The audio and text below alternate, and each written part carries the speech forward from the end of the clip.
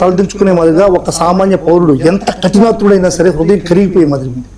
అంటే ఆ తల్లి గోడు వింటుంటే, నా బిడ్డని నాకు ఇవ్వండి బ్రతుకుంటే, కనీసం నాకు గూడిదైనా ఇవ్వండి అనేటువంటి పరిస్థితులు మాట్లాడుతూ ఉంటే ఎంత మనసు చలించిపోతుందో అంత చలించిపోతుంది.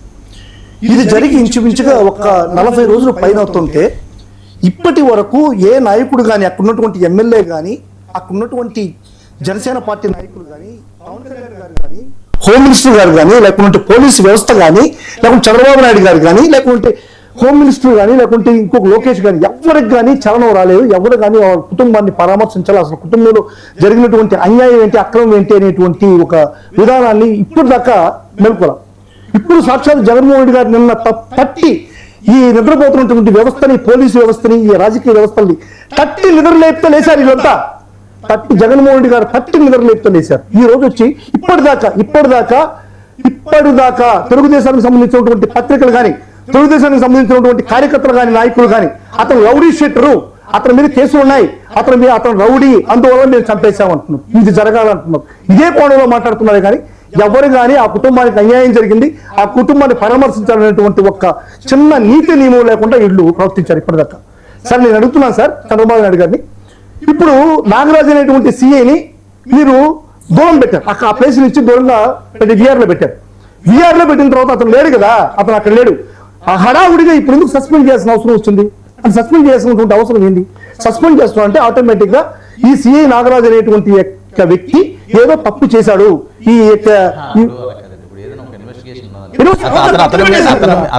అతని మీద ఉన్నప్పుడు అతను అక్కడ పెడితే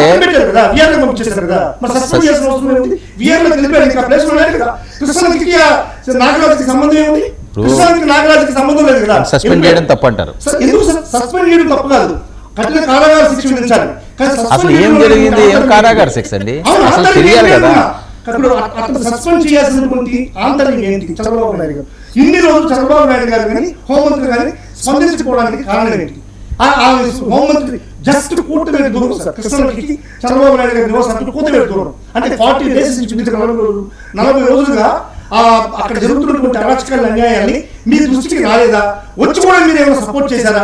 సరే, అంబటి రాంబాబు గారు తప్పు చేశారు, అంబటి రాంబాబు గారు ప్రచారం బాగాలేదు, రాంగ్ ప్రచారం చేశారు అంటున్నారు. ఇప్పుడు అంబటి రాంబాబు గారు రాంగ్ ప్రచారం చేశారో లేకపోతే రైతు ప్రచారం చేశారో ఏదో ప్రచారం చేయబట్టి ఈ రోజు ఈ కృష్ణవంశీ అనేటువంటి వ్యక్తి యొక్క, ఆ పిల్లగాడి యొక్క ఆచూకీ కోసం ఈ రోజు యావత్ ప్రపంచం కదిలింది, ఈ వ్యవస్థలన్నీ కదిలాయి.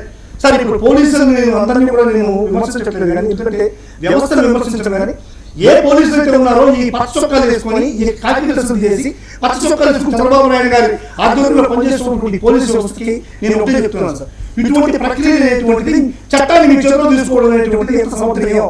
మీరెవరే శిక్షించడానికి, ఒక వ్యక్తిని శిక్షించడానికి అతను చేసినటువంటి కార్యక్రమాలు ఏంటి, అతను చేసినటువంటి అన్యాయం ఏంటి, అక్రమాలు ఏంటి, మీరు కోర్టుకి సబ్మిట్ చేయాలి.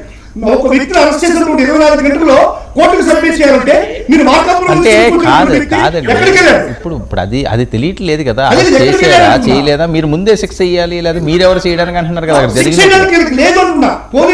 అసలు జరిగిందో లేదో తెలియాలి కదా ఫస్ట్. సాయి కృష్ణ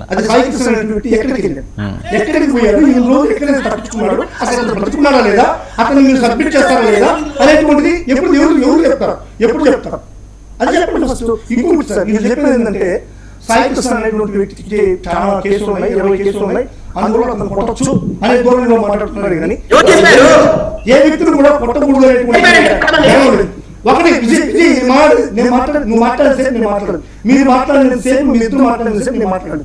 ఒకటి, మీ నాయకుడు చంద్రబాబు ప్రభాకర్ మీద 90 కేసులు ఉన్నాయి. ఎన్ని కేసులు ఉన్నాయి? 90 కేసులు. సాక్షాత్తు వనజాక్షి అనేటువంటి ఎంఆర్ఓని, అంటే మ్యాజిస్ట్రేట్ ని జుట్టు పట్టుకొని లాక్కుని వస్తే ఒక కేసు పెట్టారు. జుట్టు పట్టుకొని లాక్కుని వస్తే అదే విధంగా మీ పార్టీలో ఉండేటువంటి ఒక అడ్వకేట్ ని ఇంటికి